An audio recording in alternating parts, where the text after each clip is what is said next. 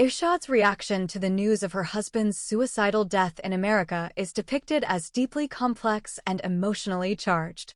When she is informed by an Afghan mullah, the emir, that her husband died as a martyr in New York City, USA, she is initially told in the context of jihadist glorification. Her husband is said to be enjoying sex in paradise with 72 virgins as a reward for his suicide attack. However, Irshad's response is not one of pride or religious satisfaction. Instead, she falls to her knees and weeps bitterly, not for her husband's so-called martyrdom, but for her 7 orphaned children. She had always expected that Mustafa would eventually die in a suicide mission, as he had repeatedly told her of his willingness to sacrifice his life for jihad. Yet, when the news finally arrives, her grief is not for the loss of her husband, but for the devastating impact on her children, who are now left without a father and trapped in a dangerous, oppressive environment. Her reaction is marked by sorrow, regret, and a sense of inevitability. She mourns for her children's future, fearing that her sons will be indoctrinated as terrorists and her daughters forced into early marriage. The narrative emphasizes that her tears and suffering are for her children's fate, not for the man who brought them into such peril. She is haunted by the choices that led her family into this situation and is overwhelmed by the burden of protecting her children alone in a hostile world. Key points of her reaction: immediate collapse and bitter weeping upon hearing the news. Grief is for her children, not her husband. She mourns their orphanhood and the bleak future that awaits them. No pride in his martyrdom, she is not comforted by the religious rhetoric of jihadist glory. Regret and self-blame, she reflects on how her love and choices led to this tragedy. Determination to protect her children, even in her despair, her focus remains on finding a way to save them from the cycle of violence and oppression. The death of Irshad's husband, Mustafa, in a suicide attack in America is a pivotal turning point in her life and actions. Here's how this event changes her behavior, mindset, and trajectory. 1. Shift from dependence to sole responsibility. With Mustafa's death, Irshad is left as the sole guardian and protector of her 7 children. The narrative makes clear that her grief is not for her husband, but for her children, who are now orphans in a hostile and dangerous environment. This loss forces her to take on full responsibility for their survival and future. 2. Intensified determination to escape. The event deepens her desperation to escape the oppressive world she is trapped in. She becomes even more determined to find a way out of Afghanistan for the sake of her children, fearing that her sons will be indoctrinated as terrorists and her daughters forced into child marriage.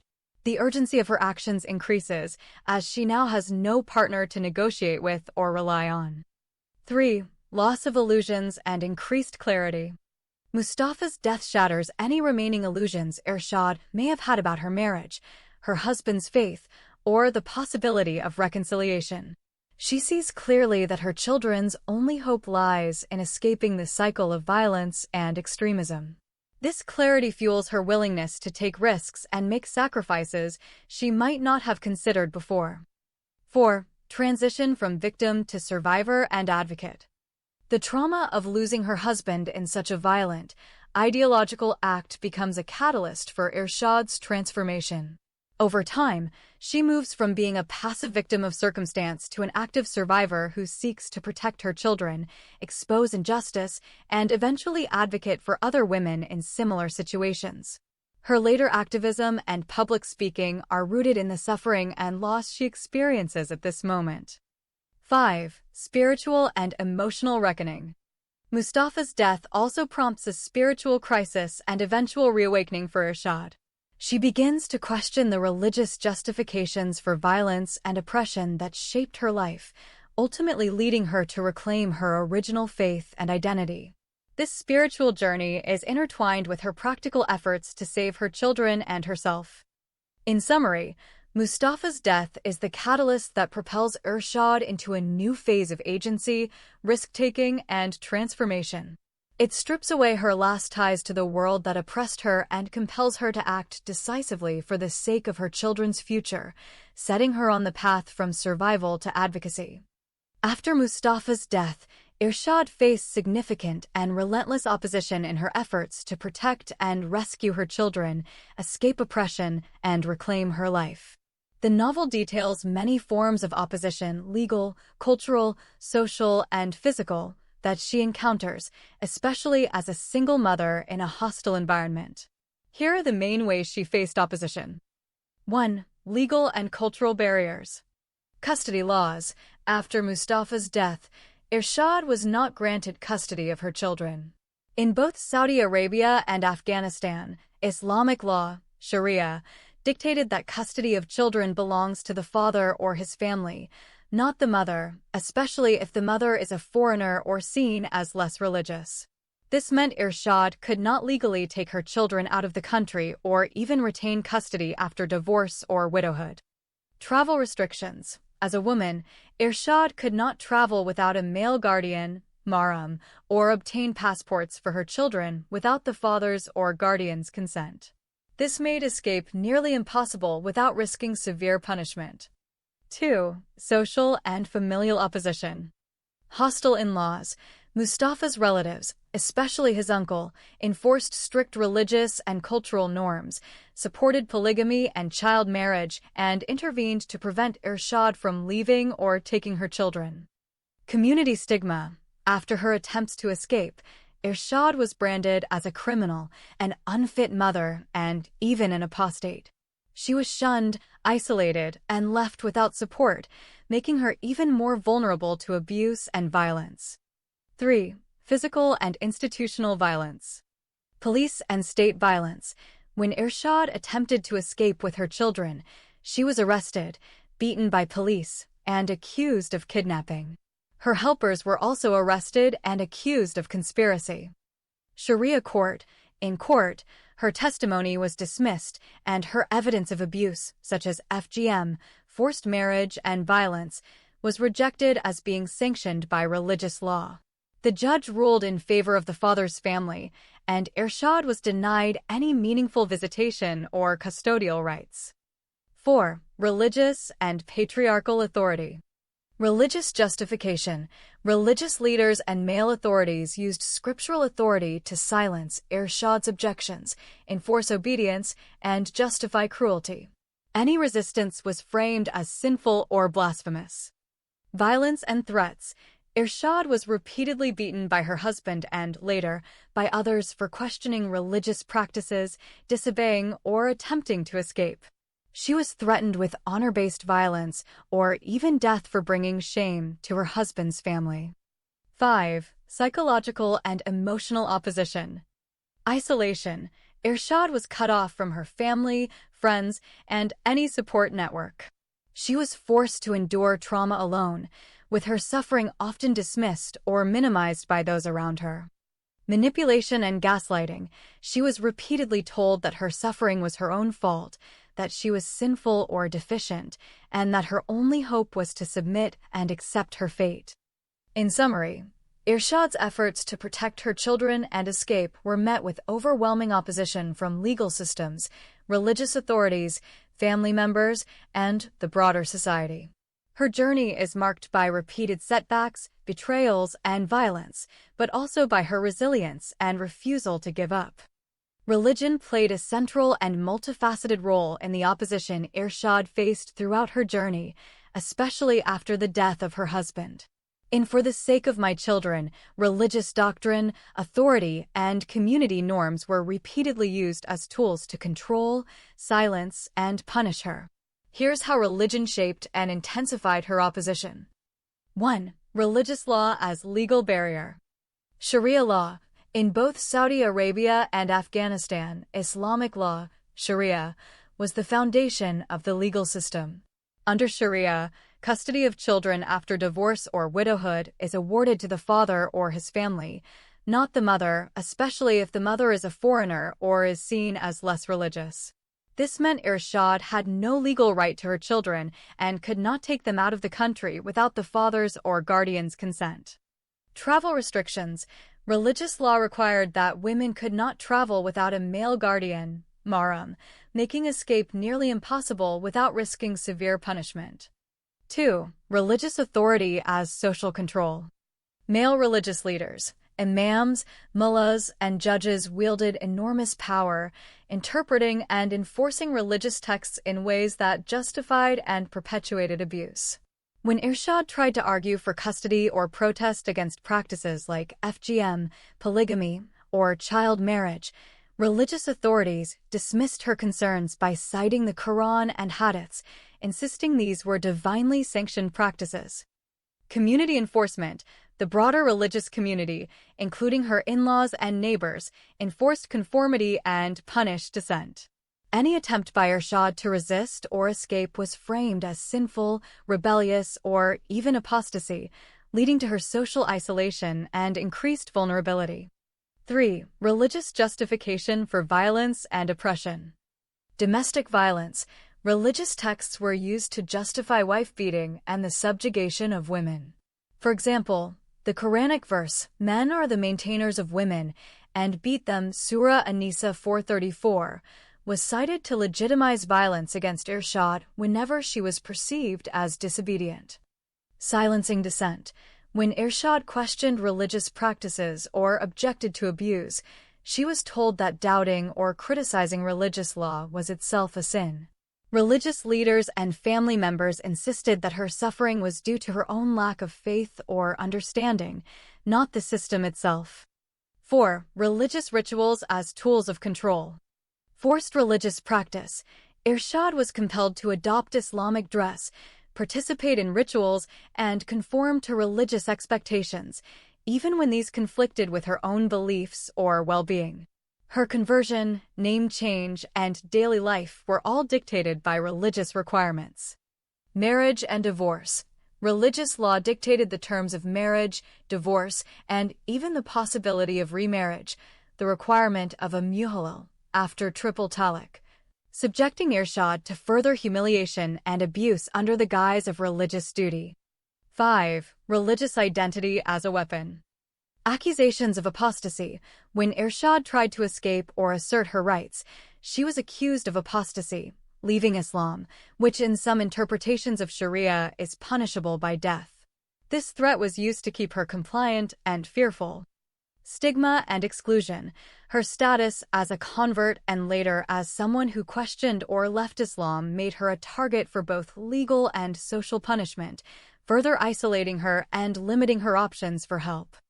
In summary, religion in the novel is not just a backdrop, but an active force shaping every aspect of Irshad's opposition. It provides the legal, social, and psychological framework for her oppression, justifies violence and control, and is wielded by both individuals and institutions to maintain power and silence dissent. Irshad's struggle is not only against individuals, but against a deeply entrenched religious system that resists change and punishes those who challenge it. Irshad, formerly Susan, left her children with Mullah Abu Hamid and traveled alone to Pakistan out of desperation and lack of viable alternatives. Here's a detailed explanation based on the novel's content. 1. Legal and cultural barriers. After the death of her husband Mustafa, Irshad was left in the Taliban-controlled Mujahideen camps in Afghanistan with her 7 children. According to the letter left by her late husband and the rules enforced by the Taliban, she was not allowed to take her children out of Afghanistan or to any infidel country. The children were considered the property of their father and the Islamic community, not the mother. Under Sharia law and the camp's rules, a mother could not obtain passports or travel documents for her children without the guardians, in this case, the mullah's, consent. She was also not allowed to travel without a male guardian, mahram, making escape with her children nearly impossible and extremely dangerous. 2. The mullah as guardian. After Mustafa's death, Mullah Muhammad Abu Hamid became the legal and religious guardian of Irshad's children. He was entrusted by Mustafa's letter to raise the children as Muslims in Afghanistan and not allow them to leave with their mother to a non-Muslim country. The mullah made it clear to Irshad that she could leave the camps and return to her country, but she could not take her children with her. If she chose to stay, she was expected to marry a devout Muslim man. The mullah himself offered to marry her, but she would still not have the right to take her children out of Afghanistan. 3. Irshad's motivation and plan. Irshad's primary motivation was always her children's safety and future. She did not want to leave them, but she was trapped by the legal, cultural, and physical barriers of the Taliban regime. She devised a plan to travel alone to Pakistan under the pretense of leaving for good, but with the secret hope of seeking help from the Australian embassy in Islamabad. She believed that if she could reach the embassy, she might be able to get passports, visas, and international support to eventually reclaim her children and bring them to safety. The mullah gave her permission to leave alone, but not with her children. She lied to him, saying she was leaving for good, but in her heart, she planned to return for her children if she could secure outside help. 4. The outcome. When Irshad reached the Australian embassy in Islamabad, her honesty about her years in the Mujahideen camps and her association with her late husband, a terrorist, worked against her. The embassy refused to help her obtain passports for her children or grant her asylum, citing her association with terrorists. She was left alone, unable to return for her children, and forced to consider desperate options, including marrying the mullah to stay close to her children. In summary, Irshad left her children with Mullah Abu Hamid and traveled alone to Pakistan because she was legally, culturally, and physically prevented from taking them with her. Her decision was made out of desperation, with the hope that she could find a way to rescue her children later. The mullah's authority, the Taliban's rules, and the lack of international support left her with no other choice at that moment. How did Irshad react to the sad news of the suicidal death of her husband in America? Irshad's reaction to the news of her husband Mustafa's death, who died as a martyr in a terrorist attack in New York, was not one of relief or closure, but of deep sorrow and anxiety. When the news was delivered by a mullah, she was told that her husband had died in jihad and was now in paradise. However, Irshad's immediate response was to fall to her knees and weep bitterly. Importantly, her grief was not for her husband's supposed martyrdom, but for her 7 orphaned children, who were now left without a father and even more vulnerable in a hostile environment. She had always feared that her husband would die in such a way, leaving her alone to care for their children in the dangerous world of the Mujahideen camps. The news confirmed her worst fears and left her feeling isolated, desperate, and overwhelmed by the responsibility for her children's future. How did this event change Irshad's actions? Mustafa's death was a turning point for Irshad. With her husband gone, she hoped she might finally be able to leave Afghanistan with her children and return to Australia. She approached the local Taliban leader, Mullah Muhammad Abu Hamid, to request permission to leave with her children. However, she was presented with a letter from her late husband, stating that if she wished to return to her country, she could do so alone, but the children must remain in Afghanistan to be raised as Muslims. This devastating restriction forced Irshad to make an impossible choice: abandon her children or remain trapped in the camps. Ultimately, she decided to stay, sacrificing her own freedom and safety for the sake of her children. This event hardened her resolve to endure whatever suffering was necessary to protect them, even as her situation became more desperate. Did she face opposition in her efforts? Yes, Irshad faced severe opposition at every turn. After her husband's death, she was not allowed to take her children out of Afghanistan. The mullah, acting on her late husband's instructions, refused her pleas and insisted that the children must remain and be raised as Muslims. When she tried to appeal to the Australian embassy in Pakistan, she was denied assistance because of her association with terrorists. Even when she considered leaving alone, she was told she could not take her children with her. The opposition was not just bureaucratic, but also deeply cultural and religious, with the local authorities and community enforcing strict patriarchal and religious norms that prioritized the father's wishes and the children's Islamic upbringing over the mother's rights or desires. What role did religion play in her opposition? Religion was central to the opposition Irshad faced. The entire justification for keeping her children in Afghanistan was rooted in Islamic law and the wishes of her late husband, who insisted they be raised as Muslims and not be taken to a land of infidels. The mullahs and local authorities invoked religious texts and traditions to deny her custody and freedom of movement.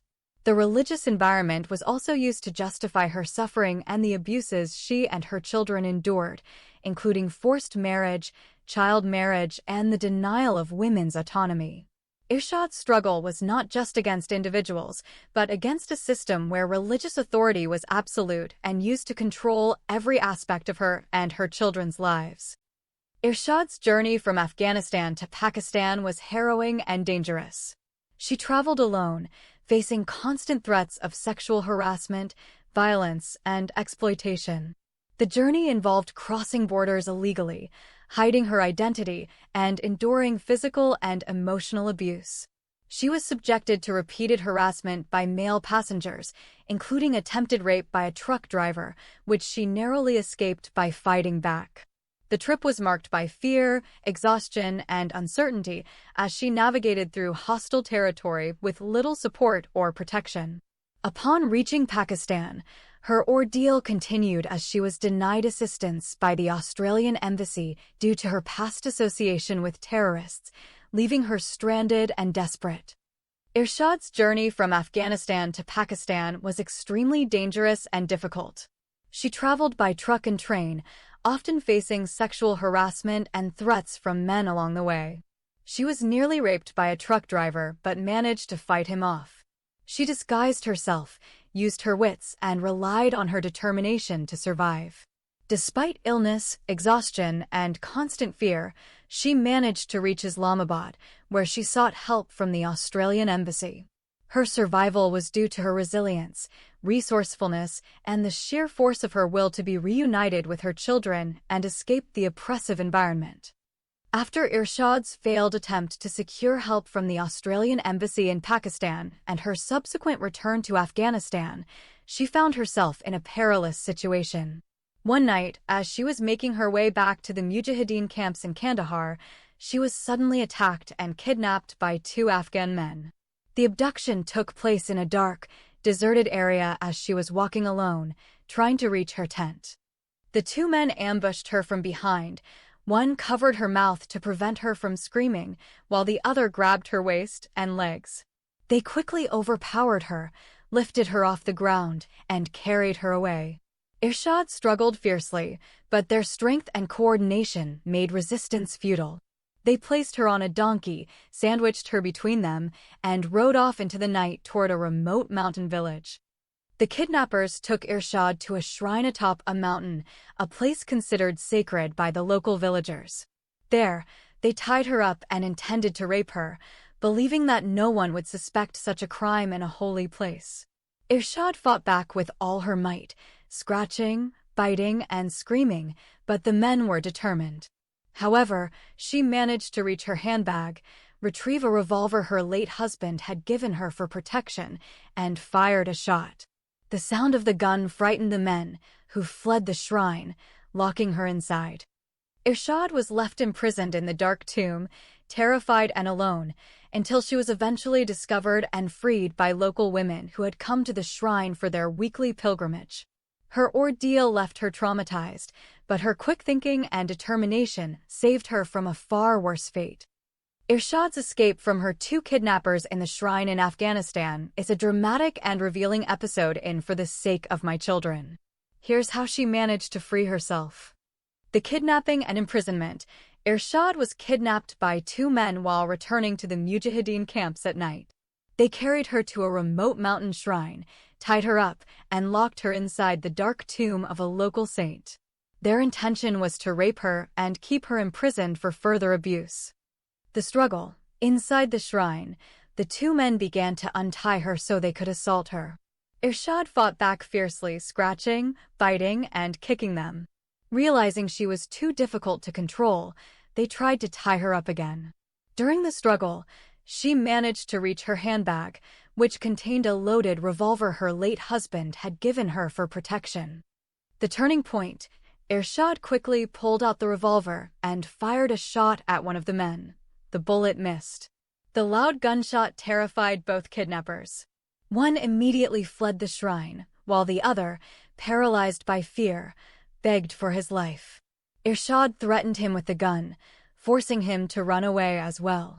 However, as he left, he locked the shrine door from the outside, trapping Irshad inside. The aftermath, Irshad was left alone, locked in the shrine. She tried to attract attention by banging on the door and eventually fired more shots to alert anyone nearby. This ultimately led to her rescue when local women, visiting the shrine for religious reasons, heard the gunshots and eventually opened the door, freeing her. Summary: Irshad's resourcefulness, physical resistance, and the presence of her revolver were crucial to her escape. Her quick thinking and courage in the face of imminent danger allowed her to turn the tables on her attackers and survive until help arrived. After Irshad's dramatic escape from her kidnappers in the shrine, the fate of the shrine itself and the local reaction are described in a way that highlights both the cultural and psychological impact of the event. Immediate aftermath: after Irshad fired her revolver to scare off her attackers and later to attract attention, the gunshots caused chaos among the local women who were visiting the shrine for their weekly religious pilgrimage. Many of these women believed the shrine was a sacred, untouchable place, and the sound of gunfire from within the tomb caused panic, fainting, and even heart attacks among the pilgrims. Some women thought the saint had come back to life, or that the shrine had been desecrated by supernatural forces. The women's reaction: when Irshad was finally freed by one of the less superstitious women, her emergence from the tomb, alive, armed, and foreign, caused further hysteria. Many of the village women believed she was a supernatural being or an angel, while others accused her of desecrating the holy place. Some women attacked her, believing she had brought a curse upon the shrine by being locked inside and possibly defiled by men. There was weeping, wailing, and a sense of collective shame and fear that the shrine's reputation, lasting mark on the shrine's reputation. The women believed that the presence of an unclean foreign woman and the violence that occurred had defiled the sacred space. Some feared that the shrine was now cursed and that the blessings and miracles once associated with it would cease. The old woman who freed Irshad was terrified she would be punished by God for opening the tomb, and the other women mourned the loss of the shrine's sanctity. There was a sense that the spiritual power of the place had been broken by the intrusion and the violence. Social consequences: the event also caused a scandal in the village. The women who had witnessed or participated in the chaos spread stories about the desecration, and there was a general sense of fear and shame. Irshad herself was viewed with suspicion and hostility by some, while others saw her as a miraculous survivor. The shrine, once a place of hope and blessing, became associated with fear, scandal, and the supernatural after her escape. Summary: Irshad's escape not only saved her life, but also shattered the aura of inviolability around the shrine. The local community was left traumatized, the shrine's reputation was tarnished, and the event became a source of fear, gossip, and superstition among the villagers. How Irshad led the women of the village to set her free from the shrine of the Saint of God. Her escape from the shrine in Afghanistan is a powerful example of her resourcefulness and psychological insight into the fears and beliefs of the local women. Here's how she led the women of the village to set her free. 1. Initial situation. Irshad was kidnapped by two men and locked inside the dark tomb of a local saint's shrine on a mountain. After she was left trapped inside, the door locked from the outside. 2. Attracting attention. Irshad realized that the only way to escape was to attract the attention of the women who regularly visited the shrine for their weekly religious pilgrimage. She began by banging on the door and calling for help, but her voice was drowned out by the loud prayers and wailing of the women outside. To break through the chaos, she fired 3 shots from her revolver, causing panic and chaos among the women, many of whom believed the gunshots were a supernatural sign or a curse. 3. Using her voice and identity. After the initial panic, Irshad called out in a clear, gentle, and angelic voice, identifying herself by name and explaining that she was a widow from the Mujahideen camps who had been kidnapped and locked inside the shrine by two evil men. She repeatedly called for help, explaining her situation and appealing to the women's compassion and sense of justice. 4. Overcoming superstition. The women outside were initially paralyzed by fear and superstition, believing that anyone who touched the shrine's door would be cursed or struck down. Irshad persisted, answering their questions and assuring them she was alive and not a ghost or a supernatural being. She reasoned with them, asking for help and urging them to overcome their fears. Eventually, one less superstitious woman mustered the courage to approach the door, open it, and then run away in terror, believing she had unleashed a spirit. This act broke the psychological barrier for the rest of the women, and Irshad was able to walk out of the shrine. Key points. Irshad's persistence, clarity, and ability to appeal to the women's humanity were crucial. She used both psychological insight, understanding their fears, and practical action, making noise, telling her story, to break through their superstitions. Her escape was ultimately enabled by her refusal to give up and her ability to communicate her plight in a way that overcame the villagers' fear of the shrine.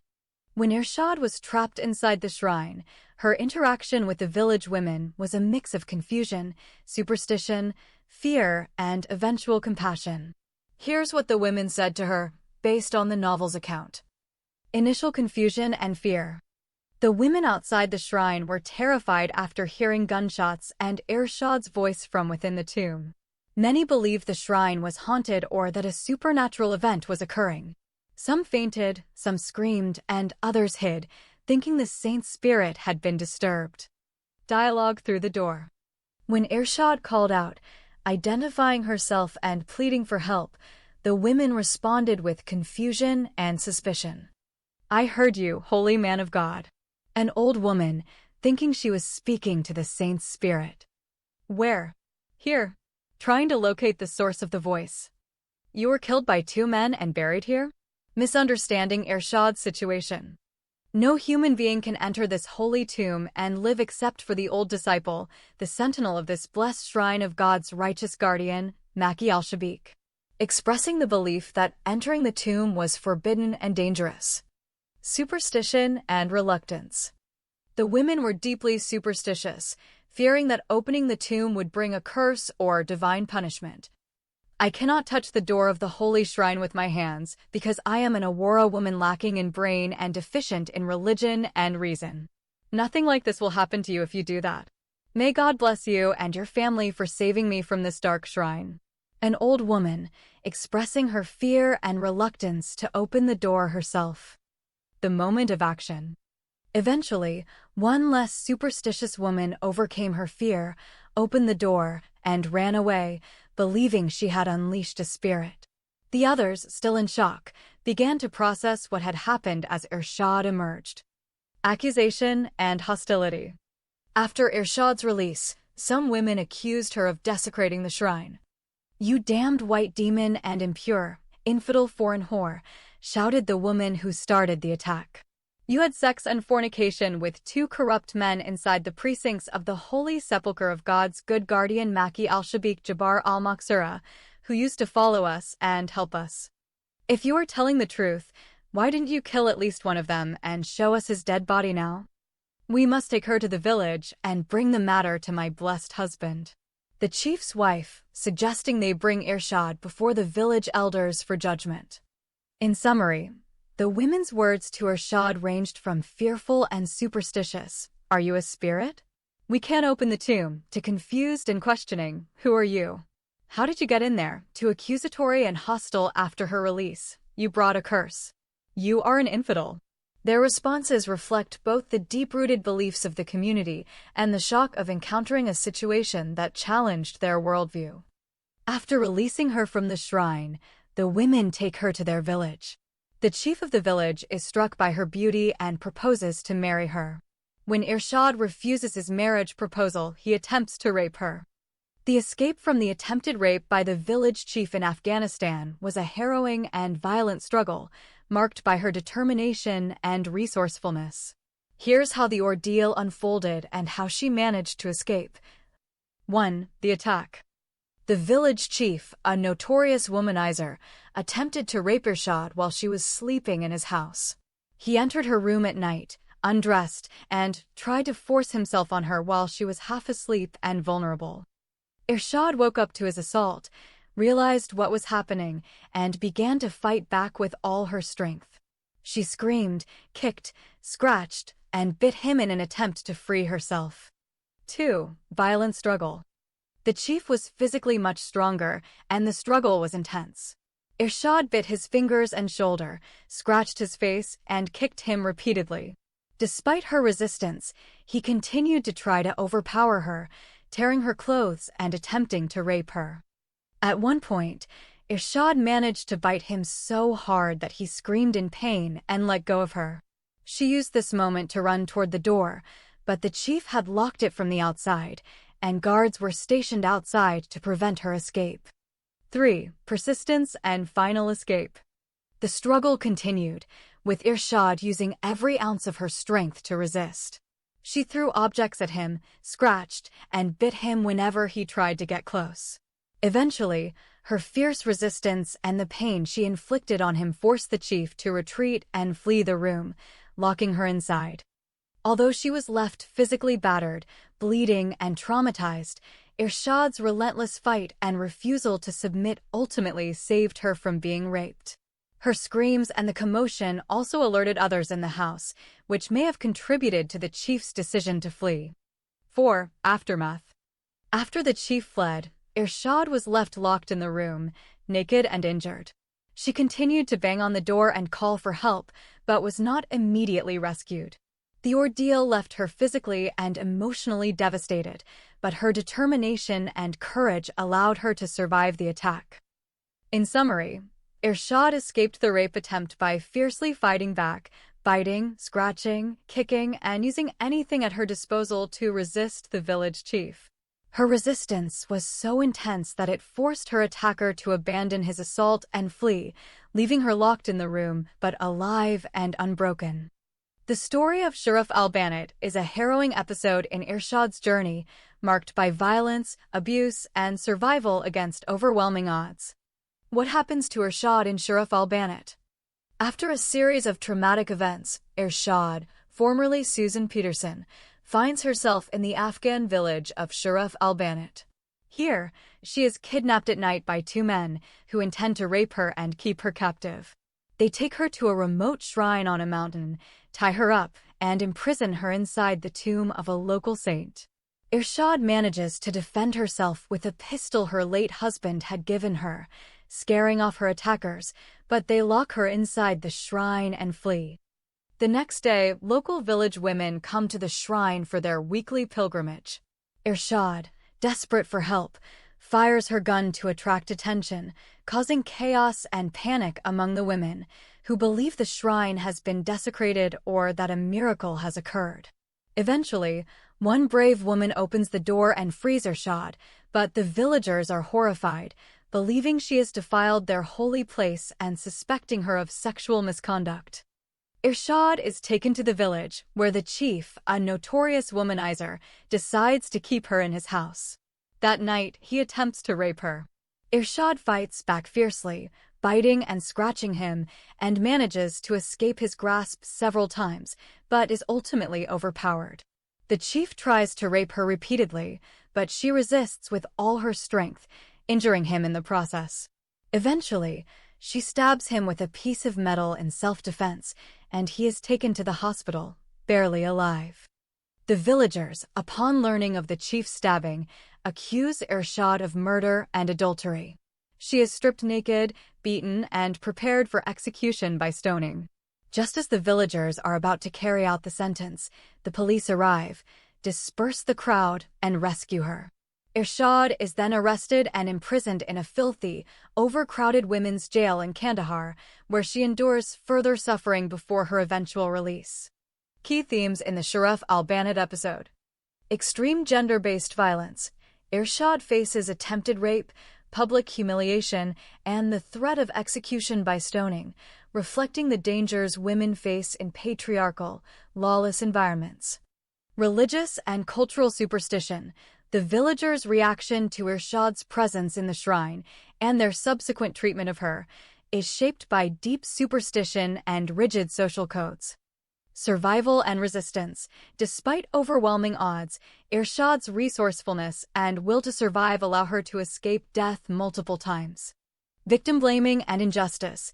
Irshad is blamed for her own victimization, accused of crimes she did not commit, and denied any semblance of justice. The aftermath.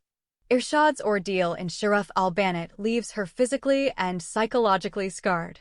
Her experience in the village is a turning point, reinforcing her determination to survive and eventually escape the cycle of abuse and oppression that has defined her life since marrying Mustafa. After the violent events in the village of Sharaf al-Banat, the villagers' reaction to Irshad was one of extreme hostility, superstition, and collective violence. Immediate reaction. Accusation and outrage. After Irshad defended herself from her kidnappers and was discovered in the shrine by the village women, the villagers believed she had desecrated their holy place. They accused her of bringing a curse and of sexual misconduct, even though she was the victim. Mob mentality. The villagers, driven by superstition and rigid social codes, quickly turned on Irshad. She was taken to the village, where the chief, a notorious womanizer, decided to keep her in his house. That night, he attempted to rape her, and after she fought back and stabbed him in self-defense, the villagers accused her of murder and adultery. Collective punishment. Public humiliation. Irshad was stripped naked, beaten, and dragged through the village. The villagers, including women and children, spat on her, threw stones and shoes at her, and called her a witch, a prostitute, and an infidel. Preparation for execution. The elders of the village decided she should be executed by stoning, a punishment for adultery and murder according to their interpretation of religious law. She was buried up to her waist in the ground in preparation for the stoning. Intervention and aftermath. Police intervention. Just as the villagers were about to stone Irshad to death, the police arrived, dispersed the crowd, using tear gas and even live bullets, and rescued her. Some villagers were injured or killed in the chaos that followed, and many fled into the wilderness. Imprisonment. Instead of being treated as a victim, Irshad was arrested by the police and imprisoned in a filthy, overcrowded women's jail in Kandahar, where she endured further suffering. Social impact. Victim blaming. The villagers never acknowledged Irshad's innocence or her suffering. She was blamed for her own victimization, and her ordeal became a spectacle for the community. No justice. The actual perpetrators, the chief who tried to rape her and the men who kidnapped her, faced no consequences. The village's collective response was to punish the outsider and reinforce their own social order. In summary, the villagers of Sharaf al-Banat reacted to Irshad with violence, superstition, and mob justice, blaming her for the crimes committed against her and nearly executing her before outside authorities intervened. Their reaction is a powerful illustration of victim blaming, the dangers of mob mentality, and the lack of justice for women in such environments. Irshad's reaction to the elders' decision to execute her by stoning was one of terror, despair, and emotional devastation. Here's how she responded, based on the novel's account. Fear and panic. When Irshad realized that the elders had sentenced her to death by stoning, she was overwhelmed by fear. She was stripped, beaten, and dragged to the village square, where she was to be buried up to her waist and stoned by the villagers. The horror of the situation, being surrounded by a hostile crowd, insulted, and physically abused, left her terrified and desperate. Despair and hopelessness. As she was being prepared for execution, Irshad was filled with despair. She recalled the fate of others who had been stoned and wished for a quick death to escape the unbearable torment. She felt utterly powerless, abandoned, and alone, with no hope of mercy from the villagers or the elders. Regret and self-blame. In her final moments before the intervention, Irshad reflected on her life and the choices that had led her to this point. She regretted not listening to the warnings of her family and friends, and she blamed herself for the suffering she had endured and for the fate that awaited her. Attempts to plead and explain. Despite her terror, Irshad tried to plead with the villagers, attempting to explain her innocence and the injustice of their accusations. However, her voice was drowned out by the crowd's insults and the determination of the elders to carry out the sentence. Physical and emotional collapse. The ordeal was so overwhelming that Irshad eventually lost consciousness from the heat, the abuse, and the psychological trauma. She was only saved from death by the timely intervention of the police, who rescued her while she was unconscious and near death. In summary, Irshad's reaction was a mix of terror, despair, regret, and helplessness. She was emotionally and physically broken by the elders' decision and only survived because of outside intervention. After Irshad was nearly raped by the village chief in Sharaf al-Banat, she was accused by the villagers of both murder, for stabbing the chief in self-defense, and adultery. Here's a summary of her trial and its outcome. 1. Arrest and accusation. After Irshad stabbed the chief in self-defense during his attempted rape, the villagers found the wounded chief and immediately blamed Irshad. She was stripped naked, beaten, and paraded through the village. The villagers accused her of adultery, zina, and attempted murder, based on the chief's injuries and the circumstances of her capture. 2. The village trial. There was no formal legal process. Instead, the village elders and crowd acted as judge and jury. The villagers, driven by superstition and patriarchal codes, decided she should be executed by stoning, a punishment for adultery under their interpretation of Sharia law. Irshad was buried up to her waist in the ground in preparation for stoning, and the crowd gathered to carry out the sentence. 3. Intervention and rescue. Just as the villagers were about to begin the stoning, police officers from Kandahar arrived, having been alerted to the situation. The police dispersed the crowd with force, rescued Irshad from the pit, and took her into custody in jail. Detention under horrific conditions, suffering from hunger, disease, and violence. When her case finally went to the Sharia court, Irshad was not allowed a lawyer. The court relied on a forged marriage certificate produced by the chief's relatives, claiming she was his wife and had tried to kill him on their wedding night. Her testimony was dismissed because, under the court's interpretation of Sharia, a woman's testimony is worth half that of a man, and she had no one to corroborate her story. The court found her guilty of attempted murder and sentenced her to 12 months in prison, with 6 months credited for time served, plus 53 lashes for exposing her nakedness. 5. Aftermath. Irshad was eventually released after serving her sentence, but the experience left her physically and emotionally scarred. The trial and imprisonment reinforced the novel's themes of injustice, victim blaming, and the vulnerability of women in patriarchal, lawless environments. In summary, Irshad's trial, after the attempted rape by the village chief, was a sham, dominated by mob justice and patriarchal law. She was blamed for her own victimization, denied a fair hearing, and punished both by the villagers and the formal legal system. Her survival is due to outside intervention, not justice from the system itself. Irshad's reaction to the verdict after her trial in Kandahar was a complex mix of devastation, resignation, and emotional numbness. The trial itself was deeply unjust. She was denied legal representation. Her testimony was dismissed as insufficient, since a woman's testimony was considered half that of a man. And the court relied on a forged marriage certificate produced by the village chief's relatives. She was found guilty of attempted murder for stabbing the chief in self-defense during his attempted rape and sentenced to 12 months in prison, with 6 months credited for time served, plus 53 lashes for exposing her nakedness. Her reaction, as described in the novel, included profound shock and despair. Irshad was overwhelmed by the injustice of the verdict. She realized that, despite being the victim of attempted rape and violence, she was being punished while her attacker was treated as the victim. The sense of betrayal by the legal system and society left her feeling hopeless and deeply wounded. Emotional numbness. After months of abuse, humiliation, and imprisonment, Irshad's emotional response was muted. She had endured so much pain that the verdict felt like another blow in a long series of injustices. She internalized her suffering, suppressing her emotions to survive. Resignation. Irshad accepted the verdict with resignation, knowing she had no power to change her fate in a system stacked against her.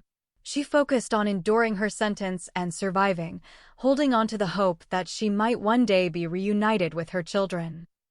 Lingering trauma. The experience left her physically and psychologically scarred, reinforcing her sense of vulnerability and the dangers faced by women in such environments. The injustice of the verdict became a defining moment in her transformation from victim to survivor and, eventually, advocate. In summary, Irshad's reaction to the verdict was one of deep pain, resignation, and a steely determination to survive. The injustice she suffered in the trial and its aftermath became a catalyst for her later activism and her fight for justice, not only for herself, but for other women facing similar oppression. Irshad's survival in prison, as described in the novel, is a testament to her resilience, adaptability, and determination to endure even the harshest conditions for the sake of her children. Conditions in prison. After being falsely accused of murder and adultery in the village of Shuraf al-Banat, Irshad is rescued from execution, but immediately arrested and thrown into a women's prison in Kandahar. The prison is depicted as filthy, overcrowded, and inhumane, more like a death camp than a correctional facility. There are no proper cells or dormitories. Women are packed together, exposed to the elements, and must fight for food and basic survival. Disease, violence, and abuse are rampant, and many inmates die before serving out their sentences. How Irshad survived. 1. Endurance and adaptation. Irshad quickly realizes that survival depends on adapting to the brutal environment. She learns to fight for her food, protect herself from other inmates, and endure the physical discomforts of filth, hunger, and exposure. She spends much of her time standing or sitting in uncomfortable positions, trying to avoid contact with the most violent or diseased prisoners. 2. Mental strength. Despite the psychological torture, memories of abuse, fear for her children, and the trauma of her recent experiences, Irshad clings to hope. She focuses on thoughts of her children and her determination to reunite with them, which gives her a reason to keep going even when despair threatens to overwhelm her. 3. Resourcefulness. Irshad uses whatever resources she can find to protect herself. She covers her nose and mouth with a handkerchief to block the stench, avoids eating or drinking in the filthiest areas, and tries to keep herself as clean as possible under the circumstances. 4. Avoiding conflict. She learns to avoid unnecessary conflict with other inmates and guards, understanding that drawing attention to herself could make her a target for further abuse or violence. 5. Psychological coping. Irshad copes by mentally distancing herself from the horrors around her, focusing on survival one day at a time. She suppresses her pain and trauma, internalizing much of her suffering, but never loses sight of her ultimate goal, to survive and be reunited with her children. 6. Luck and divine providence. The narrative also suggests that Irshad's survival is something of a miracle, as many women die in the prison. Her endurance is attributed to a combination of inner strength and what she perceives as divine intervention. Release and aftermath. Irshad spends 6 months in this hellish prison before her case is resolved. She is eventually released, but the experience leaves her physically weakened and emotionally scarred. Despite this, she emerges with her determination intact, ready to continue her fight for her children and for justice. In summary, Irshad survives prison through a combination of mental resilience, adaptability, resourcefulness, and an unbreakable will to live for her children. Her ordeal in prison is one of the most grueling chapters of her journey, but it also marks a turning point in her transformation from victim to survivor and advocate. Irshad's ability to stay hopeful during her imprisonment in Kandahar's women's prison is a powerful aspect of her survival and character in For the Sake of My Children. Her hope is not based on external comforts, since the prison is described as filthy, overcrowded, and brutal, but on her inner strength, her love for her children, and her determination to endure for their sake. Here's how Irshad managed to hold on to hope in such dire circumstances. 1. Her children as her anchor. Irshad's primary source of hope is her love for her children. Even in the darkest moments, she focuses on the thought of being reunited with them. The fear of leaving her children alone in a hostile world and her longing to protect and care for them gives her a reason to keep going, even when despair threatens to overwhelm her. Her thoughts are always with her children, and the hope of seeing them again is what keeps her alive. She clings to the idea that, no matter how bad things get, she must survive for their sake. 2. Mental resilience and suppression of pain. Irshad copes by mentally distancing herself from the horrors around her.